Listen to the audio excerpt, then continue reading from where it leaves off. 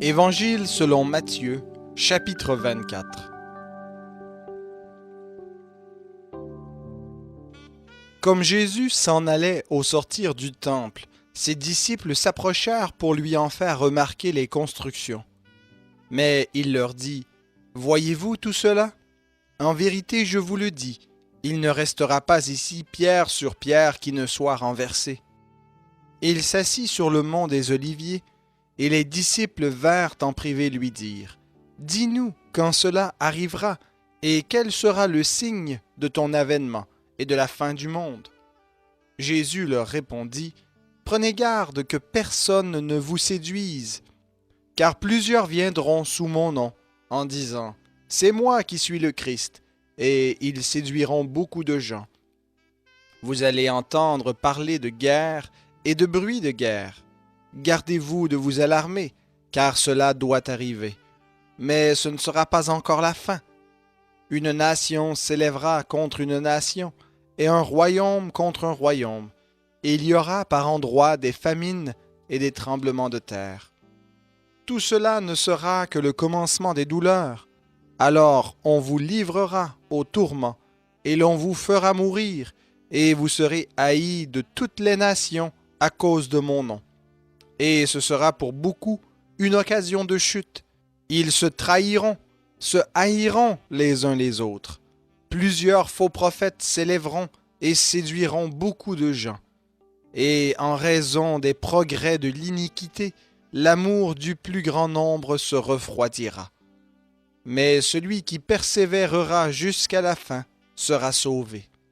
Cette bonne nouvelle du royaume sera prêchée dans le monde entier pour servir de témoignage à toutes les nations. Alors viendra la fin. C'est pourquoi, lorsque vous verrez l'abomination de la désolation dont a parlé le prophète Daniel, établie dans le lieu saint, que le lecteur fasse attention.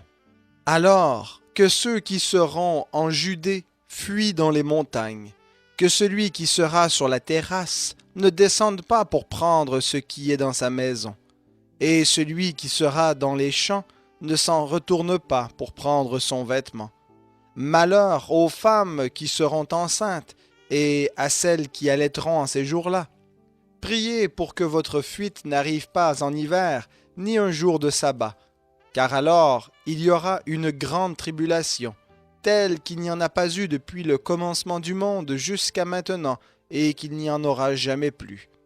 Et si ces jours n'étaient abrégés, personne ne serait sauvé, mais à cause des élus, ces jours seront abrégés. Si quelqu'un vous dit alors, « Le Christ est ici » ou « Il est là », ne le croyez pas, car il s'élèvera de faux Christ et de faux prophètes. Ils opéreront de grands signes et des prodiges, au point de séduire, si possible, même les élus. Je vous l'ai prédit. Si donc on vous dit, « Voici, il est dans le désert », n'y allez pas.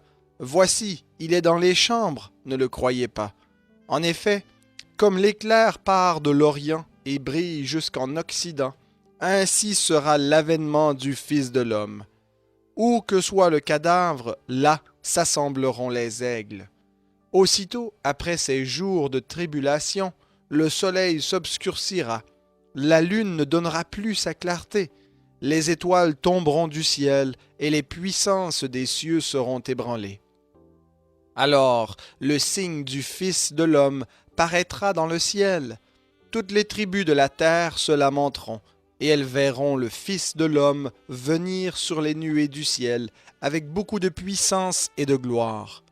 Il enverra ses anges avec la trompette retentissante, et ils rassembleront ses élus des quatre vents, depuis une extrémité des cieux jusqu'à l'autre. Recevez l'enseignement de la parabole du figuier. Dès que ses branches deviennent tendres et que les feuilles poussent, vous savez que l'été est proche. De même, vous aussi, quand vous verrez tout cela, sachez que le Fils de l'homme est proche, à la porte. En vérité, je vous le dis, cette génération ne passera point que tout cela n'arrive.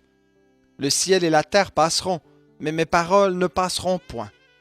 Pour ce qui est du jour et de l'heure, personne ne les connaît, ni les anges des cieux, ni le Fils, mais le Père seul. Comme au jour de Noé, ainsi en sera-t-il à l'avènement du Fils de l'homme. Car dans les jours qui précédèrent le déluge, les hommes mangeaient et buvaient, se mariaient et mariaient leurs enfants, jusqu'au jour où Noé entra dans l'arche. Ils ne se doutèrent de rien, jusqu'à ce que le déluge vienne et les emporte tous. Il en sera de même à l'avènement du Fils de l'homme. Alors de deux hommes qui seront dans un champ, l'un sera pris et l'autre laissé. De deux femmes qui moudront à la meule, l'une sera prise et l'autre laissée. Veillez donc, puisque vous ne savez pas quel jour votre Seigneur viendra.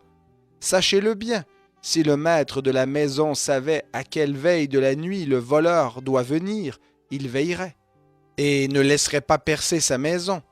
C'est pourquoi vous aussi, tenez-vous prêts, car le Fils de l'homme viendra à l'heure où vous n'y penserez pas. Quel est donc le serviteur fidèle et prudent que son maître a établi sur ses gens pour leur donner la nourriture au temps convenable? Heureux ce serviteur que son maître, à son arrivée, trouvera occupé de la sorte. En vérité, je vous le dis, il l'établira sur tout ce qu'il possède.